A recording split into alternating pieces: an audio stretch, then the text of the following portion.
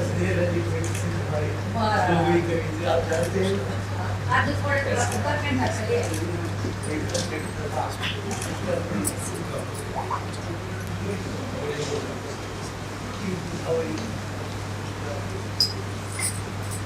सस्ते भाई जो भी कहीं आप जानते हैं आज थोड़े ऊपर में ना चले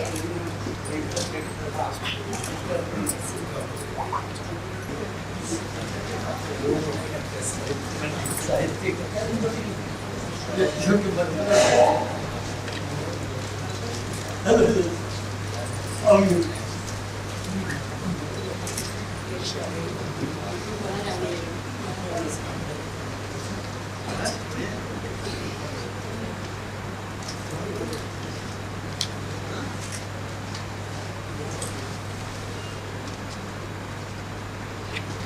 आज के कार्यक्रम के मुख्य अतिथि गोवा की राज्यपाल एवं सुप्रसिद्ध साहित्यकार माननीय श्रीमती मृदुला सिन्हा जी एवं विशिष्ट अतिथि डोगरी भाषा की सुविख्यात लेखिका श्रीमती पद्मा सचदेव जी कार्यक्रम में हमारे बीच उपस्थित हैं।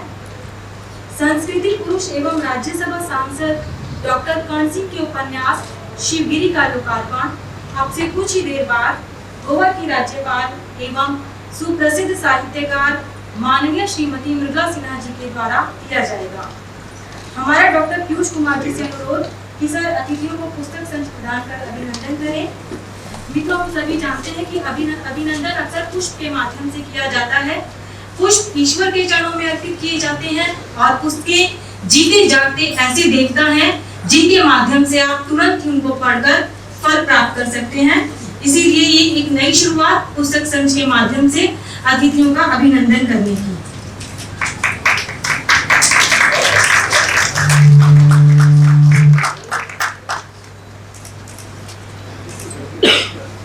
हॉलसमान कहते हैं कि पुस्तकों के बिना यह व्यक्ति ऐसे ही होता है जैसे कि उसका कमरा बिना खिड़की के है। इसीलिए पुस्तकों को अपने घर में और अपने जीवन काल हमें अवश्य बनाना चाहिए। डॉक्टर पीयूष कुमार जी से अनुरोध कि सर आप यहाँ पर आएं और स्वागत भाषण दें। धन्यवाद रेणु जी। प्रभात प्रकाशन द्वारा आयोजित इस पुस्तक लोकार्पण समारोह में आप सभी का हृदय से स्वागत है, अभिनंदन है। हमारा परम सौभाग्य है कि आज भारत ही नहीं अंतर्राष्ट्रीय स्तर के दार्शनिक चिंतक राजनीतिज्ञ डॉक्टर कर्ण सिंह जी के प्रथम उपन्यास शिवगिरी का लोकार्पण होने जा रहा है। वे आज के स्वप्रीश भी हैं, मैं उनका सबसे स्वागत करता हूँ। सर, आपका धन्यवाद कि आपने हमें इस काम के लिए चुना। प्रसिद्ध साहित्यकार और गोवा के राज्यपाल माननीय मृदुला जी के कृपा से पुस्तक का लोकार्पण होने वाला है। वर्षों से उनका हमें स्नेह और आशीर्वाद मिलता रहा है। उनको नहीं बोल रहा था, स्वागत करता हूँ। डोगरी भाषा की प्रसिद्ध लेखिका श्रीमती पद्मा सचदेव जी का आज विशिष्ट अतिथि के रूप में यहाँ उपस्थित हैं। मैं उनका अंतर्मन से स्वागत करता हूँ और उनका भी बहुत समय से हमको आशीर्वाद मिलता रहा है। श्री अशोक प्रधान जी वे निदेशक हैं भारतीय विद्या भवन की, जहाँ कार्यक्रम आयोजित किया जा रहा है। आपका भी स्वागत है सर। और आप सभी लोग जो अपना कीमती समय निकाल के इस कार्यक्रम में आए हैं, आप सभी का हृदय से स्वागत है। इस पुस्तक को प्रकाशन के पीछे जो योजना थी कि ये पहली बार हिंदी में महाराज जी की पुस्तक उपन्यास के रूप में आई है। महाराज जी की अनेक पुस्तकें हैं इंग्लिश में, हिंदी में, संस्कृत में, जो अनेक शोध कार्य से हैं। तो उपन्यास के रूप में ये गुरु शिष्य के संवाद में प्रस्तुत हुई है। आशा है पुस्तक पाठकों को पसंद आएगी। प्रभात प्रकाशन की हमेशा कोशिश रहती है कि हम ऐसी पुस्तकें प्रकाशित करें जिनसे पाठकों का मनोबल बढ़े और नई नई चीज़ें प्रकाशित हों। आशा है आने वाले समय में ऐसी पुस्तकें प्रकाशित करते रहेंगे और आप लोग हमारा मनोबल बढ़ाते रहेंगे। एक बार पुनः आप सभी का हृदय से बहुत बहुत स्वागत है। धन्यवाद डॉक्टर पीयूष जी। हमारे बीच में विशिष्ट अतिथि श्रीमती पद्मा सचदेव जी उपस्थित हैं। श्रीमती पद्मा सचदेव जी डोगरी भाषा की पहली आधुनिक कवयित्री और उपन्यासकार हैं। आप डोगरी शिखर पर पहुंच चुकी है जो हम सभी के लिए एक प्रेरणा बन चुकी है। आपके लेखन और व्यक्तित्व से यह बात स्वतः ही मन में आती है कि जो सफर की शुरुआत करते हैं वे मंजिल भी पा लेते हैं। बस एक बार चलने का हौसला रखना जरूरी है, क्योंकि अच्छे इंसानों का तो रास्ते भी इंतजार करते हैं। आपसे अनुरोध कि अपने शब्दों से हमें अनुग्रहित करें। पद्मा सचदेव मैम।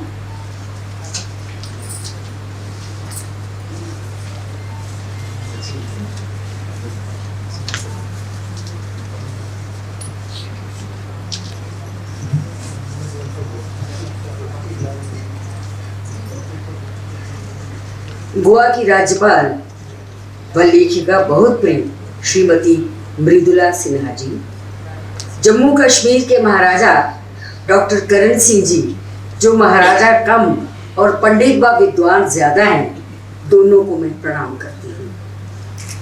और आप सबको बहुत सा स्नेह। मुझे पता है आज बहुत से लोग डोगरी बोलने वाले आए हैं जिनकी मातृभाषा डोगरी है, तो जिनकी मातृभाषा डोगरी नहीं है उनको डोगरी की एक तरफ से इंट्रोडक्शन कराते हुए मैं अपना एक चार कथा पढ़ती हूँ, तो मुझे अच्छा लगेगा कि बहुत से लोगों को डोगरी के बारे में पता चला है।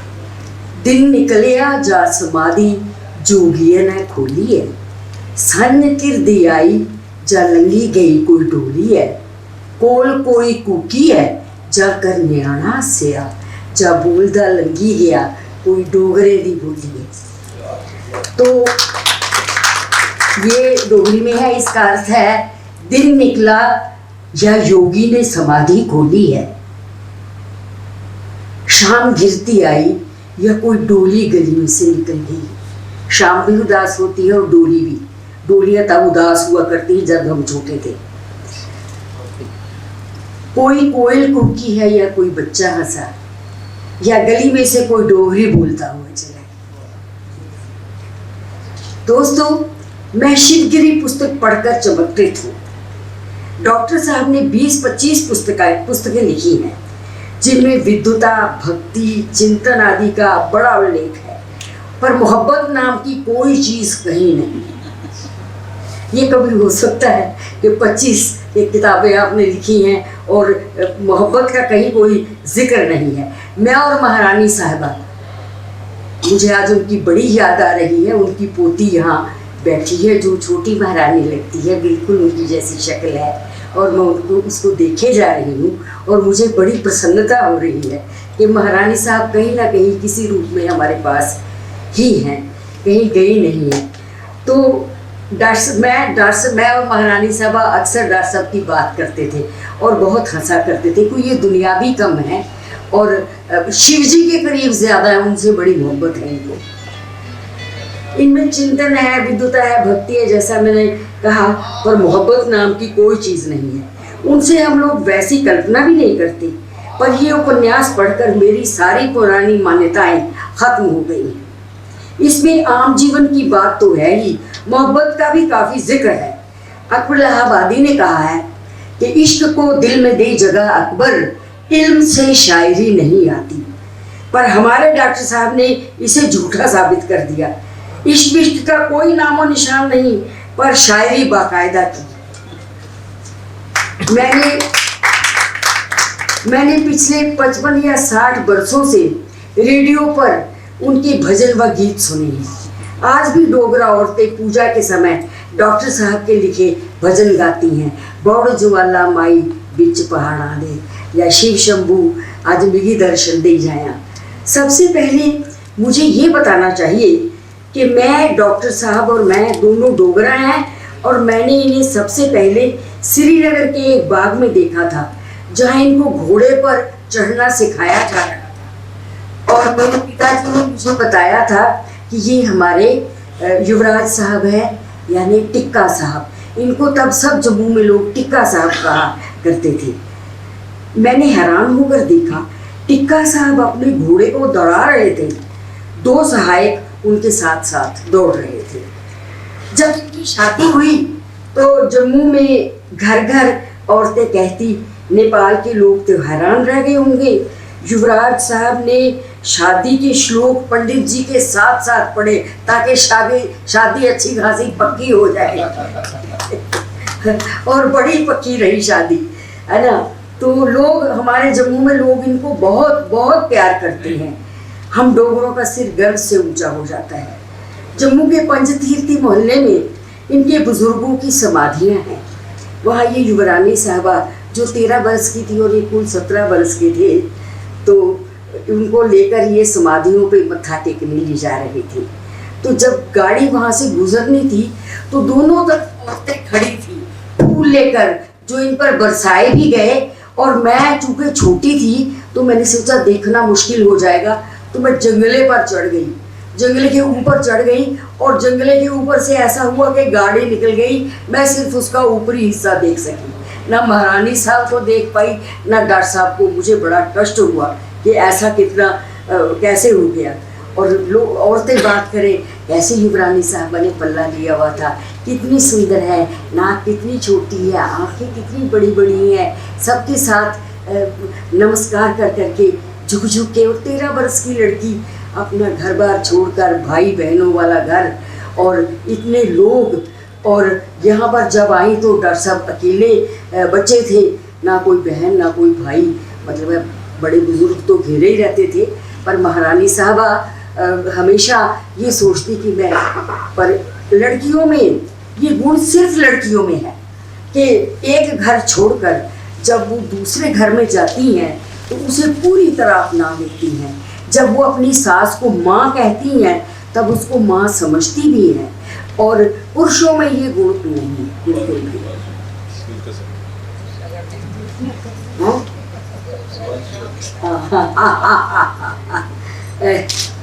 युवरानी साहबा को मैंने राजमहल में 13-14 बरस की उम्र में देखा।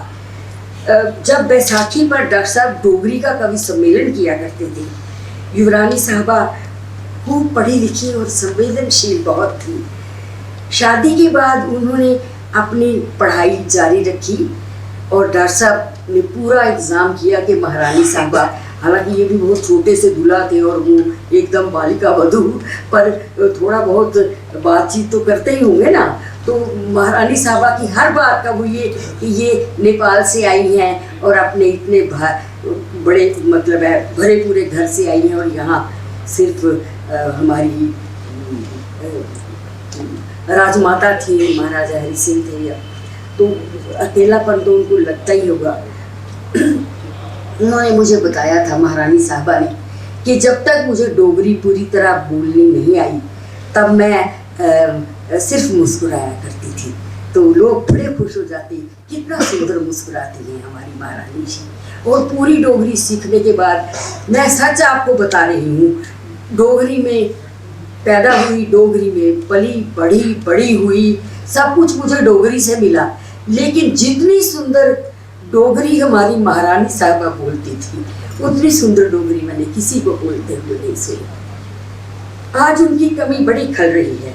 वो होती तो ये पुस्तक पढ़कर खूब प्रसन्न होती। वो इतनी अच्छी थी कि हमारे रियासत में लोग उन्हें डॉक्टर साहब से ज़्यादा प्यार करते थे। आज उनका जिक्र बड़ा ज़रूरी था। मैं समझती हूँ उनके जिक्र से वो भी हमारे बीच में ही आकर कहीं बैठी हुई है। बहुत सी बातें मैंने जम्मू की औरतों के मुंह से सुनी है। महाराजा हरि सिंह जी बहुत अनुशासन प्रिय थे। टिक्का साहब के खेलने के समय एक नियत समय होता था, 1 घंटा उनके दोस्त आ जाते थे। नीलम हमारे यहाँ बहुत होता है जम्मू में, नीलम के खिलौनों से वो खेलते थे, और भी बहुत से खिलौने जो उनको पसंद थे। और 1 घंटे के बाद वो अपना अगला जो उनका प्रोग्राम होता था उसमें चले जाते थे। ये मैंने सुना है, मतलब डॉक्टर साहब गलत हो सकता है, आप ये ना सोचे कि क्या कह रही है। पूजा और शिक्षा ये 2 चीज़ें आज भी वैसे ही चलती हैं डॉक्टर साहब के साथ। और पढ़ने का उन्हें बहुत शौक है। जम्मू हैरी पैलेस में उनकी बहुत बड़ी लाइब्रेरी भी है, जिसमें हिंदी, उर्दू, अंग्रेज़ी के अलावा और भी भाषाओं की पुस्तकें हैं। और जहाँ तक संगीत का सवाल है, हमारे डॉक्टर साहब आगरा घराना के शागिर्द हैं, और हफ्ते में 1-2 बार घर में तबले वाला, सरंगी वाला सब लोग आते हैं और डॉक्टर साहब रियाज करते हैं और गाते बहुत अच्छा है। डोगरी गीत बहुत बढ़िया गाते हैं। हो सकता है आज आप लोग थोड़ा इसरार करें तो गा भी दें, बड़े अच्छा मौका है। डॉक्टर साहब बहुत ही छोटी उम्र में राजनीति में चले आए। आज भी पार्लियामेंट के मेंबर हैं और समय से अपने दफ्तर पहुंचते हैं। जम्मू के लोगों के लिए इन्होंने हमेशा काम किया है। कोई आदमी आया तो उसके ऐसे नहीं लुटाया। मैं अक्सर जाती रहती हूँ, इसका काम करिए तो इसका काम करिए, वो करते रहते हैं। मैं समझती हूँ अपनी मातृभाषा से ऊंची सिर्फ माँ होती है। अपनी मातृभाषा के लिए इन्होंने बहुत काम किए। जब हम डोगरी को 8वें शेड्यूल में लाने का यत्न कर रहे थे, तब हम लोगों के साथ पार्लियामेंट स्ट्रीट में जुलूस में भी शामिल हुए और डॉक्टर साहब हमारे साथ साथ थे और काफ़ी देर जुलूस में रहे। और जम्मू से 2 बसें भरकर जो आई थी, जिनमें जम्मू के हर प्रांत के लोग आए थे, उनका ध्यान डॉक्टर साहब ने रखा। उनके खाने पीने का, रहने का, सोने की, घूमने तक की सारी व्यवस्था उन्होंने ही की। पार्लियामेंट में सबसे पहले डोगरी का नाम उन्होंने लिया और डोगरी को 8वें शेड्यूल में लाने के यत्न भी किए। क्या भारत में और भी कोई महाराजा हैं जिन्होंने अपनी मातृभाषा के लिए जुलूस में शिरकत की हो? मुझे तो नहीं, मैंने तो आज तक नहीं सुना। डॉक्टर साहब जैसे विद्वान और चिंतक कितने हैं। जितना अनुशासन डॉक्टर साहब में है, उतना मैंने कहीं नहीं देखा। एक एक लम्हे की कीमत डॉक्टर साहब जानते हैं और उसी में जीते हैं। वो महाराजा कम पंडित ज़्यादा हैं। महारानी साहबा को भी उन्होंने अपने अनुसार ढाला था। रसोई में जाकर महारानी साहबा स्वयं देखा करती थी कि डॉक्टर साहब के लिए क्या पका है। हम लोग बातें करते थे। महारानी साहबा मेरी बड़ी अच्छी मित्र थी, तो जब हम लोग बातें करते थे बीच में उठकर जाती थी और रसोई च दिखी वहाँ के बना महाराज साहब हंसता क्या बन रहा है। वो सब जितना पत्नी पति का ध्यान रखती है उतना कोई स्त्री नहीं रख सकती, और पति कितना ध्यान रखते हैं वो आप सब लोग जानते हैं। खुद तो वो डोगरी भाषा में बात करते ही हैं, पर दिल्ली में बड़े हुए बच्चे भी डोगरी में ही बात करते हैं। मुझे इस बात की बड़ी खुशी है। युवराज साहब जो आजकल हमारे युवराज हैं, उनकी शादी के समय जब हम घंटा 1.5 घंटा ज़मीन पर बैठकर ढोलकी पर डोगरी गीत गाते रहे, तब डॉक्टर साहब कुर्सी पर वहीं बैठे रहे और बीच में गाते भी थे। जम्मू में उन्होंने अपने पुरखों की स्मृति में इनाम भी स्थापित किए हैं और अक्सर लोग इंतज़ार करते हैं कि ये प्रोग्राम कब होगा। उनमें इतना धैर्य है कि सबकी बात बड़े ध्यान से सुनते हैं और जहाँ तक हो सकता है कोशिश करते हैं कि आने वाला प्रसन्न होकर जाए। मैंने उन्हें कभी क्रोध में नहीं देखा। पुस्तकों से घिरे वो एक योगी ही प्रतीत होते हैं। ये पुस्तक शिवदरी जिसका आज विमोचन होना है, इसमें उन्होंने 2 प्रेमियों के संबंध में बड़े ही धैर्य के साथ लिखा है। मैं आशा करती हूँ भविष्य में भी जिंदगी से जुड़ी हुई ऐसी ही पुस्तकें वो लिखेंगे। और हमको मैं ये भी जानना चाहती हूँ कि वो दुनिया के बारे में कितना जानते हैं, क्योंकि ये जो उपन्यास है ये पढ़कर मैं काफ़ी चमत्कृत हुई। बहुत अच्छे तरीके से नए ढंग से इन्होंने प्रस्तुत किया है और इस तरह का मिलता जुलता उपन्यास मैंने पहले कभी नहीं पढ़ा। मैं अच्छा खासा पढ़ने लिखने वाली औरत हूँ और ये जो उपन्यास है ये इस अवस्था में इन्होंने लिखा है जब ये थोड़ा बड़े हो गए हैं, तो उसमें मैं समझती हूँ कि 3-4 पुस्तकें कम से कम इस तरह की जो जिंदगी के साथ जुड़ी हुई हो, ये हमें देकर चमत्कृत करेंगे। आमीन। धन्यवाद।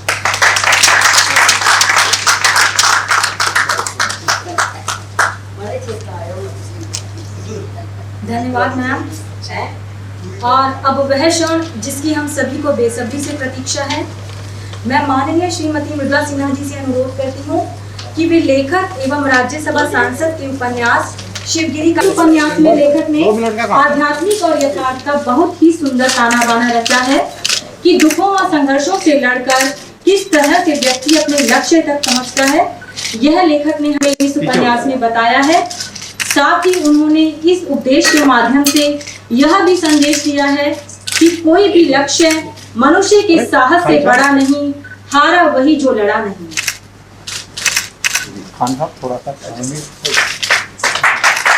मानवीयता और प्रतिभा का एक सशक्त बिंब है। आपने मातृभाषा डोगरी में बहुत सारे उपन्यास, बहुत सारी पुस्तकों की रचना की है और डोगरी साहित्य को अपनी कलम से समृद्ध किया है। यहाँ पर महाराजा डॉक्टर कर्ण सिंह की एक छोटी सी घटना का उल्लेख आप सभी के सामने करना चाहूंगी कि महाराजा डॉक्टर कर्ण सिंह पूर्व रियासतों के अकेले ऐसे पूर्व शासक हैं जिन्होंने स्वेच्छा से निजी कोष यानी प्रीवी पर्स का त्याग किया। आपने अपनी सारी राशि अपने माता पिता के नाम पर भारत में मानव सेवा के लिए स्थापित कर हरि तारा धर्मार्थ न्यास को प्रदान कर दी थी। और महान वह होता है जो दूसरों को महान बनाने के लिए निरंतर प्रयासरत रहता है, और लीडर वह होता है जो मुश्किल रास्तों पर पहले खुद चलकर दिखाता है। महाराजा डॉक्टर कर्ण सिंह भी उनमें से एक हैं। आपने अपने कार्यों, संघर्ष और सफल होने की जिजीविषा से यह साबित किया है कि यदि जिंदगी का कोई मकसद है तो बाधाओं और अड़चनों के बावजूद उस मकसद का तेज व हमारी लगन काम आएगी, और चाहे कुछ भी हो जाए हमें सफलता की ओर ले जाएगी। तो चलिए आज सुनते हैं ऐसे ही संस्कृति पुरुष की ओजस्वी वाणी से कुछ विचार महाराजा डॉक्टर कर्ण सिंह से।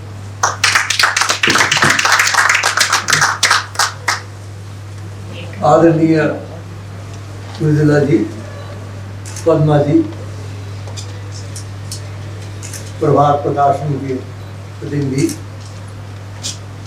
अशोक जी और उपस्थित सज्जनों, भाइयों, बहनों, मित्रों, पुस्तकों का विमोचन तो बहुत सारा होता रहता है। मैंने ही बहुत किए हैं, भाषण भी किए हैं उस समय, लेकिन अब अपनी पुस्तक का जब विमोचन होता है उस समय भाषण करना बड़ा कठिन होता है, क्योंकि अगर पुस्तक की प्रशंसा करें तो लोग कहेंगे देखिए अपनी पुस्तक की प्रशंसा कर रहे हैं, और ना कहें तो लोग कहेंगे पुस्तक के बारे में कुछ कहा ही नहीं।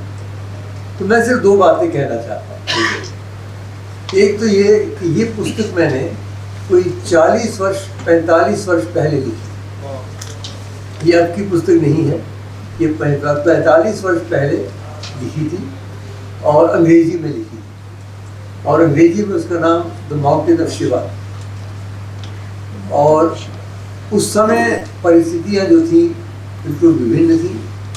फिर 40-45 वर्ष के बाद हमने ये सोचा कि इसमें एपिलॉग 30 साल बाद जोड़ दिया जाए, क्योंकि अशोक की कहानी जो है, अशोक एक व्यक्ति है जो एक इसमें मुख्य पात्र है, और जो अपनी आंतरिक यात्रा पे भटक रहा है, घूम रहा है, और एक बड़ी अद्भुत परिस्थितियाँ हो जाती हैं, उनको एक ऐसे गुरु जी मिल जाते हैं और घटनाएं हुई।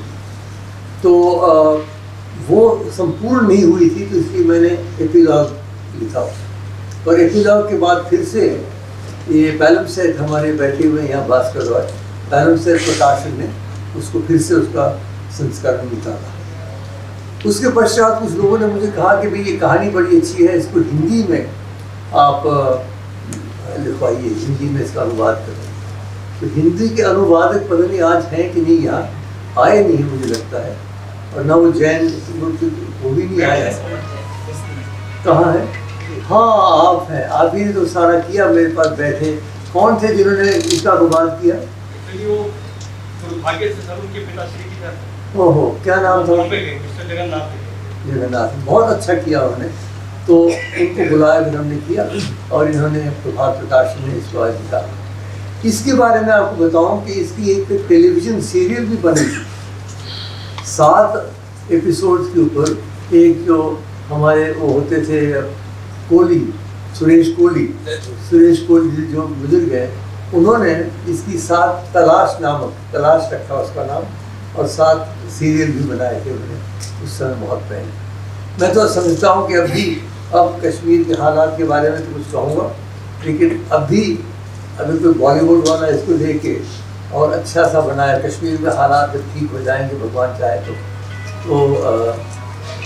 इसमें शायद अच्छा बन सके। ये उस कश्मीर के बारे में है। कुछ लोगों ने कहा साहब आपने इसमें वो अनरियलिस्टिक रखा है, इसमें तो सब शांति, अमन शांति। कश्मीर में अमन शांति थी एक ज़माने से, ऐसा नहीं है कि कश्मीर में हमेशा हाहाकार ही मची।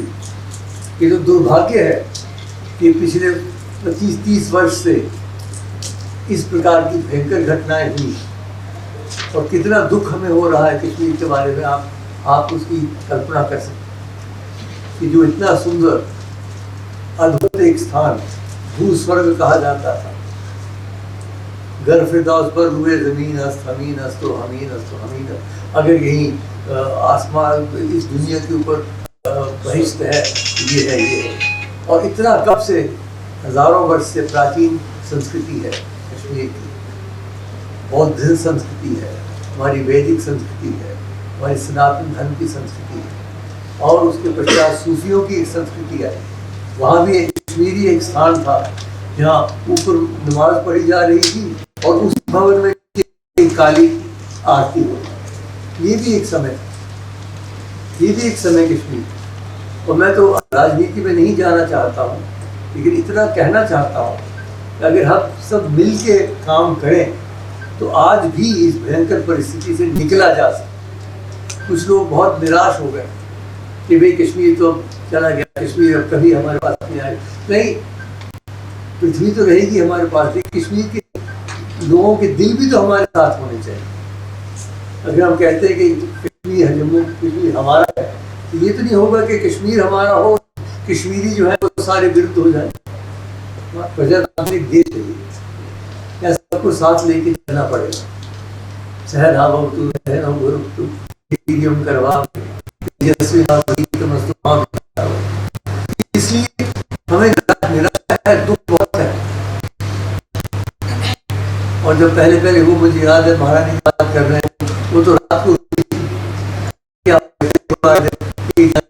में हम अमेरिका में राज वापस आए, वहाँ भयंकर परिस्थितियाँ हो गई, तो रात को तो रोना तो सबको आता ही है, लेकिन सिर्फ रोने से कुछ बात बनती नहीं। हम सबको धैर्य रखना है और अपने दिल में कुछ वेदना रखें। केवल कश्मीर एक समस्या नहीं है, कश्मीर एक मानवीय बड़ा भाई भयंकर परिस्थिति, ह्यूमैनिटेरियन प्रॉब्लम। लोग मारे गए, बच्चे मारे गए, विधवाएं, अनाथ बच्चे, क्या परिस्थिति, क्यों वो इस प्रकार उन्होंने अपनाया, मैं उसमें नहीं जा रहा। मैं केवल कह रहा हूँ कि जहाँ हम उसकी राजनीतिक पक्ष देखते हैं, जहाँ उसका आर्थिक पक्ष देखते हैं, और उसका मानवीय पक्ष भी तो देखना चाहिए। यहाँ और देश में किसी हिस्से में कुछ भयंकर घटना हो जाए, 5-7 आदमी मर जाए, सब भागते हैं वहाँ, देखो और कश्मीर में इतने लोग मर गए, इतने लोग घायल हो गए, किसी को दर्द। कहाँ है सिविल सोसाइटी हमारी, कहाँ है लोग जो जाना चाहते हैं और मदद करना चाहते हैं। मैं जानता हूँ राजनीति में लोग कटु गुजराते हैं जो हमारे विरुद्ध है, लेकिन मैं उस बात को ये बता रहा हूँ, आप जब इसको पढ़े इसमें आपको पूरी मिलिटेंसी का जो पिछली था वो आपको नजर पहलगाम में लोग जाते, गुलमर्ग में लोग जाते, कितने। इस वर्ष तक भी हम जून में सारे महीने वहां रहे, 6 जुलाई तक बिल्कुल शांति थी, ईद तक एक कमरा नहीं था, खचाखच भरा हुआ था। एकदम ईद के पश्चात जो घटना हुई उसका सारा जो लावा था, तो हमें के बारे में ये कहना मुझे कि मेरी ओर से जो हो सकता है करूँ। हमारा तो फर्ज भी बनता है, कर्तव्य बनता है, क्योंकि हमारे पूर्वजों ने इस राज्य का स्थापना की। पहले ये राज्य इकट्ठा जम्मू कश्मीर राज्य कभी नहीं था। कश्मीर तो था, कश्मीर बड़ी प्राचीन इतिहास, राज तुरंगी अलग अलग क्षेत्रों में लद्दाख इतिहास, जम्मू कश्मीर राज्य की स्थापना, जम्मू क्षेत्र, कश्मीर वादी, लद्दाख, गिलगित,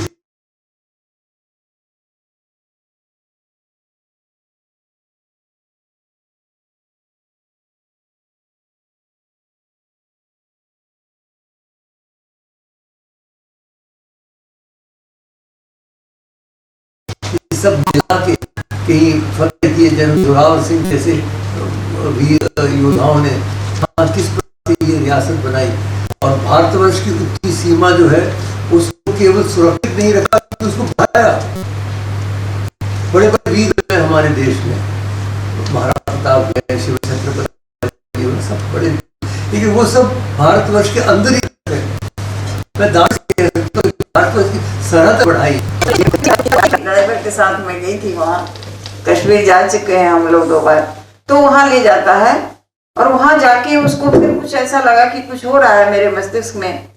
अंत में उसको महाराज मिलते हैं, महाराज उसको कहते हैं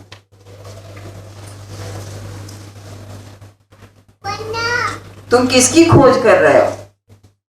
मैं उपनिषदों द्वारा व्याख्यायित उस आदर्श अवस्था की खोज में हूँ, वह अवस्था जिसमें सारे दुखों और संघर्षों का अंत होता है और जिसमें आनंद एवं निश्चिंतता का प्रकाश है। जीवन का उद्देश्य यही है। मैं बार बार कहती हूँ, जीवन का उद्देश्य आनंद प्राप्ति का। तुम्हारा अन्वेषण उचित है अशोक।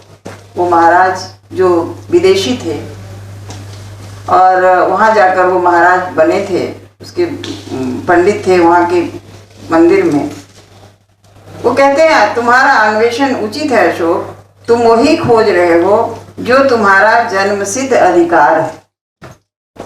अब इससे उसके गुरु कहते हैं जन्मसिद्ध अधिकार है। उससे मुझे ऐसा लगा कि इसको आपने स्पष्ट नहीं किया, लेकिन मैं जो पाठक मेरी तरह यह भी अंदाज लगा सकते हैं कि वो गुरु जानते थे कि इसका जन्म क्यों हुआ। या हर मनुष्य का यह जन्मसिद्ध अधिकार है, जब यहाँ आए हो तो ये पता लगाओ कि आप क्यों हो और उस आनंद की खोज करो। तो कुल मिला के फिर जब राज खुलता है कि ये पहले से इन दोनों में प्रेम रहा, मेरे मित्र के साथ मेरी पत्नी की, तो जो होना चाहिए था वही रिएक्शन हुआ। और फिर वह गुरु के पास अशोक जाता है, गुरु उसे बचाते हैं और उसे फिर कहते हैं कि तुम मेरे बाद उत्तराधिकारी आप ही मेरे बनोगे। चिट्ठी लिखकर उसे भेजा जाता है कि यह व्यक्ति पात्र ठीक है। उसकी पात्रता देखकर ही कोई गुरु अपना उत्तराधिकारी बनाता है। तो ये पूरी कहानी में, भले ही 40-45 वर्ष पूर्व कहानी लिखी गई, लेकिन आपका जो ये अध्ययन है, आप जो भारत के लोगों को समझते हैं, आप जो भारत के वेदों में पुराने में जो जीवन का उद्देश्य बनाया गया है, लेकिन उसको दिखाने के लिए कंट्रास्ट से दूसरे प्रकार का सांसारिक व्यक्ति को भी दिखाना आवश्यक था। और वह दिखाकर एक उपन्यास जिसे सबको पढ़ना चाहिए। और पद्मा जी से मैं सहमत हूँ कि भाषा पढ़ते समय जब मैंने शुरुआत की तो मुझे पहले लगा था बिना पढ़े हुए, कल दोपहर को शुरुआत की और चलते चलते यहाँ पहुँचते पहुँचते पूरा की। तो उसमें मुझे लगा था कि भाषा तो प्रांजल होगी, लेकिन संस्कृत बहुत कठिन भाषा।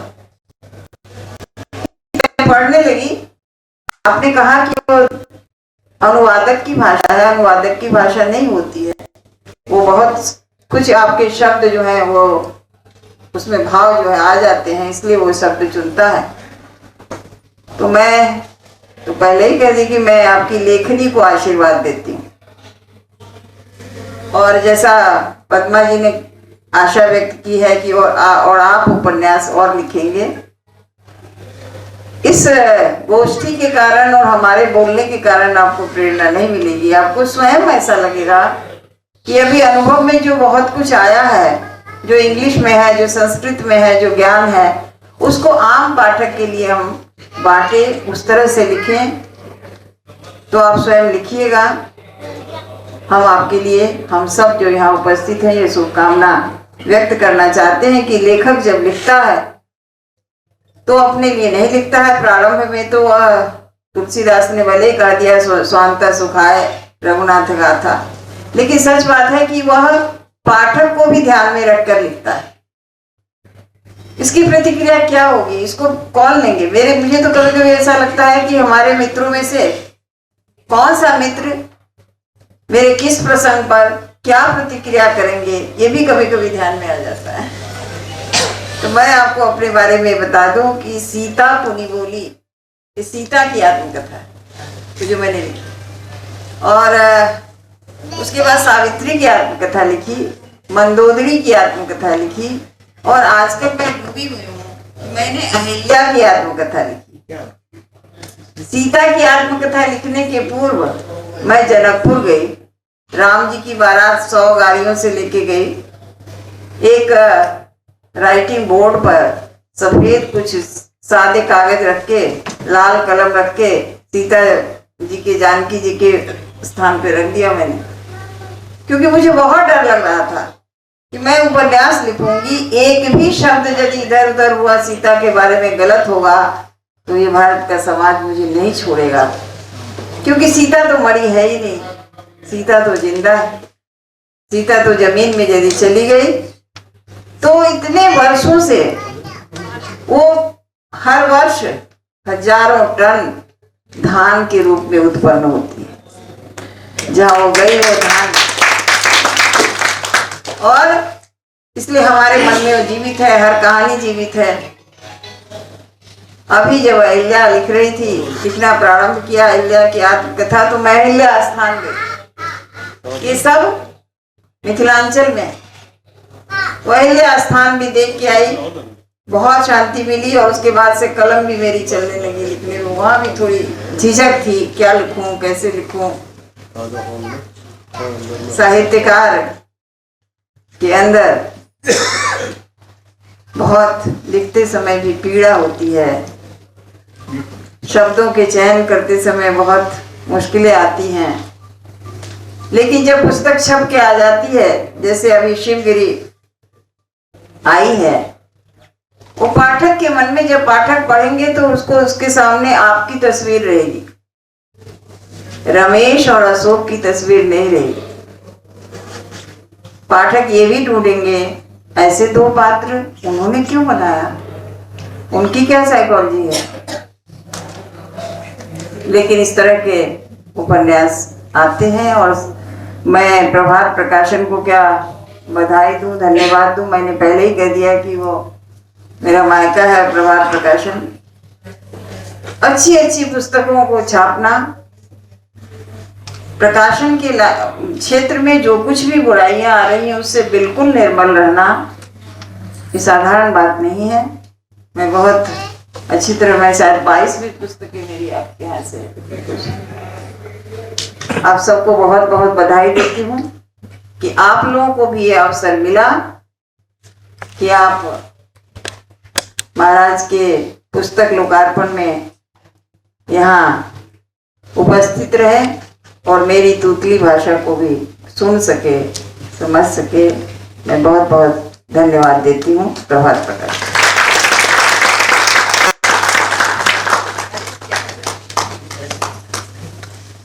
धन्यवाद मैम। अब यह कार्यक्रम समापन की ओर है। आज यहाँ संपन्न होने जा रहे इस कार्यक्रम के माध्यम से हमें संस्कृति पुरुष की बेहतरीन कृति प्राप्त हुई है। गणमान्य अतिथियों के आशीर्वचनों ने हमें प्रेरणा दी है। संस्कृति पुरुष महाराजा डॉक्टर कर्ण सिंह के आध्यात्मिक उपन्यास शिवगिरी ने हिंदुत्व एवं भारतीय अध्यात्म की शक्ति को उजागर किया है। हम सभी जानते हैं कि भारतीय अध्यात्म को विज्ञान के साथ खूबसूरती से जोड़ने का काम दो भारतीय महापुरुषों ने बड़ी खूबसूरती से किया था, स्वामी विवेकानंद एवं भारत रत्न डॉक्टर APJ अब्दुल कलाम। आगे कुछ ना कहकर बस यही कहना चाहूंगी कि और भी खूबसूरत और भी ऊंचा मेरे देश का नाम हो जाए, काश कि हर हिंदू विवेकानंद और हर मुस्लिम कलाम हो जाए। कार्यक्रम के धन्यवाद ज्ञापन के लिए आमंत्रित करती हूँ डॉक्टर अशोक प्रधान जी को।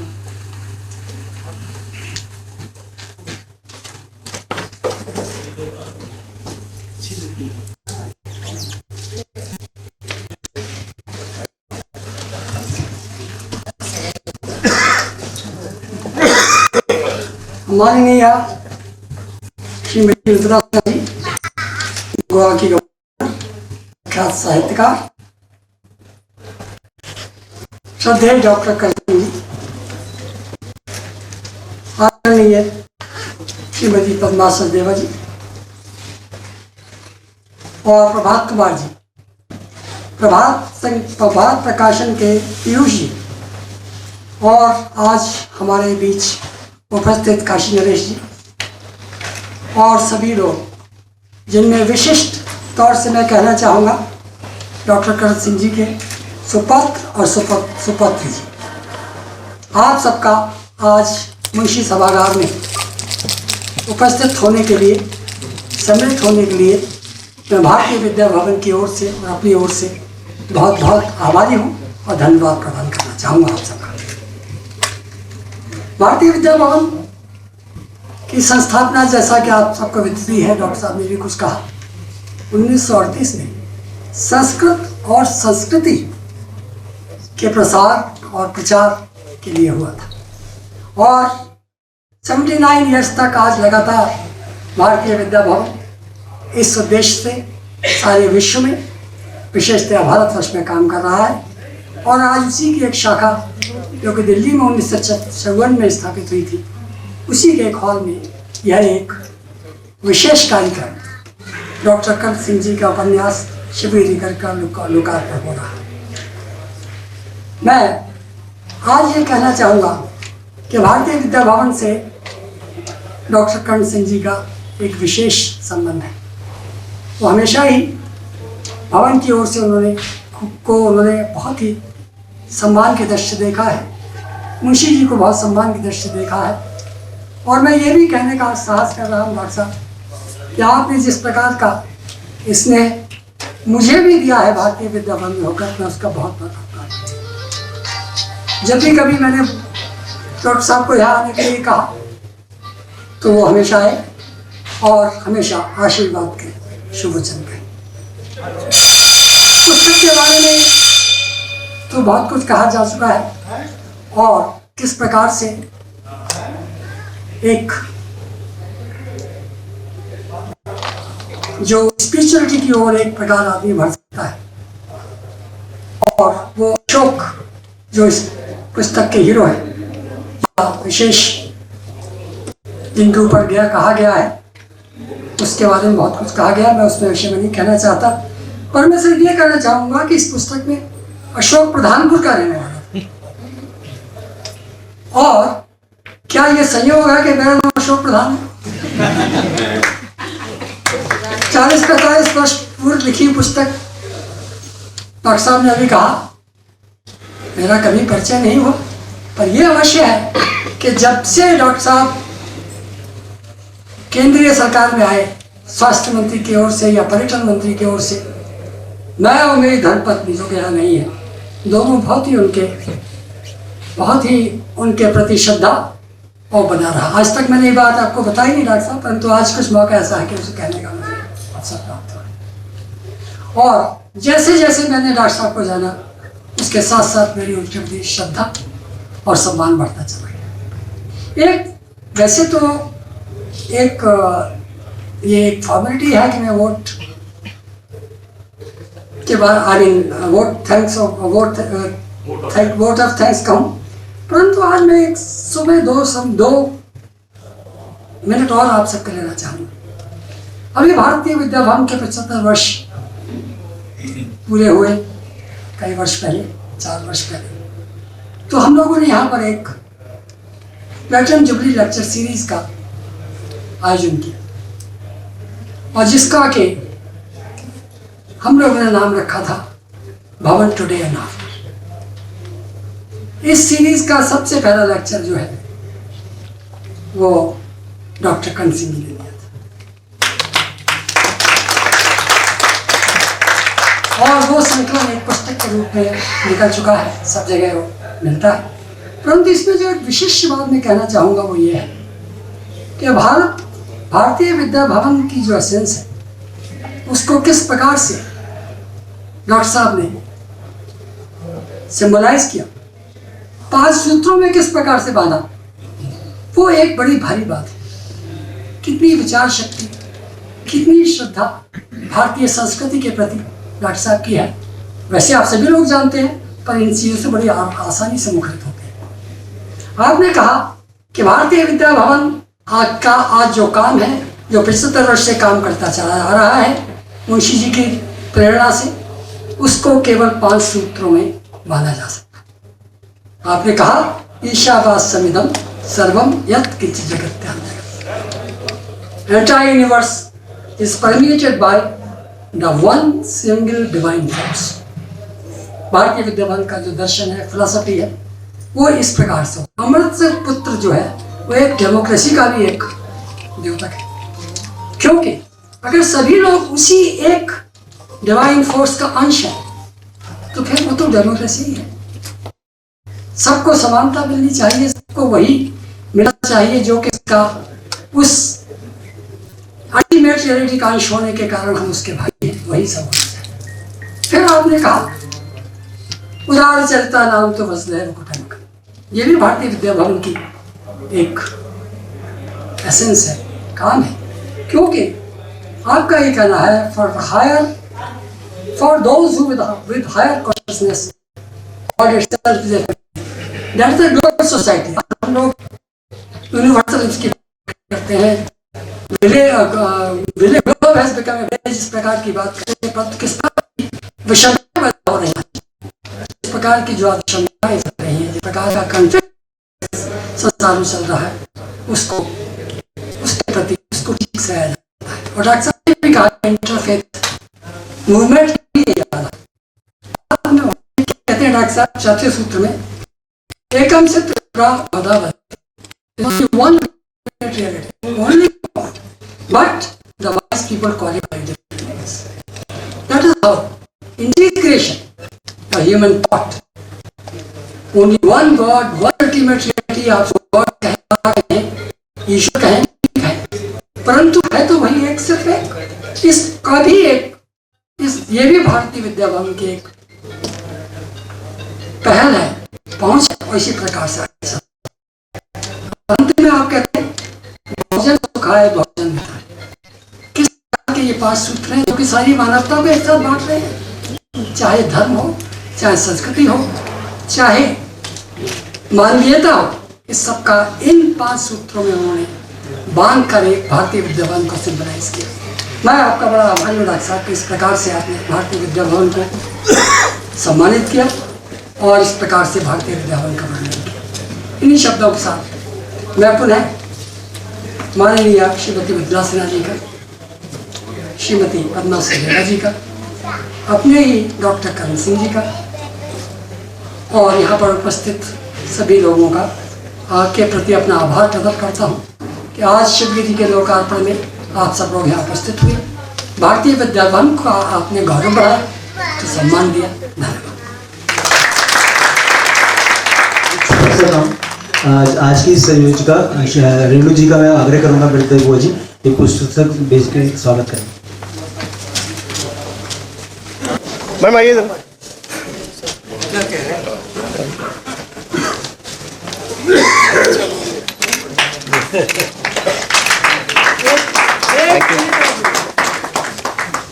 ये अभी 6 नवंबर को हमने सारंग देव की संगीत नाटक पर एक संकलन निकाला है सर। मेरी बेटी यहीं से पढ़ती है। मेरा सौभाग्य भारतीय विद्या भवन का सम्मान मेरे पास है, आपने दी। और पीयूष जी आप भी आ जाए, तो इस प्रकार का काम आप देखिए। और एक कौन दे रहा आपको मैं 19 आपके नाम में से देखिए कार्यक्रम आपके साथ कुछ भी नहीं होता। ये पवन जैन भारत के राष्ट्रपति बनने मेरा आशीर्वाद। भगवान शंकर की भगवान शंकर जी सब करते हैं। नमस्कार नमस्कार। ईश्वर देवी प्रकाशक है हमारे पास।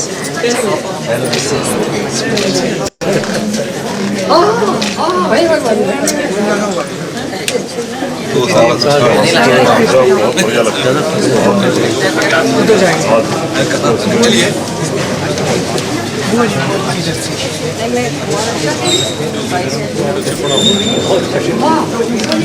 काशी नरेश है।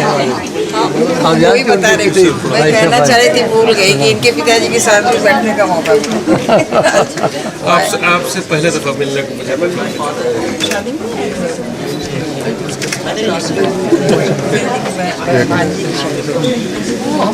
बेटा रहा। हाँ जी आ जाइए।